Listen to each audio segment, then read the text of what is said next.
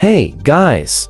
Today let's learn how to archive posts on Instagram. So if you guys are wondering how to archive these posts over on Instagram, in this video tutorial, I'm gonna go ahead and teach you guys how to do this step by step. So please, watch this video until the end to find out just how. Alright you guys, so what we need to do first is to launch the Instagram application and then hop onto your Instagram menus or your profiles. If you want to go in and archive a specific post, what we need to do is just go on over and hop on to that specific post and then tap on the three dots over here. Tap on archive. And that is gonna allow you guys to basically archive the post already, but don't really need to do anything more. It's that easy guys. Just tap on archive to archive a post. And that's all for this video. Thank you boys for watching this video. Please like it and subscribe and take care.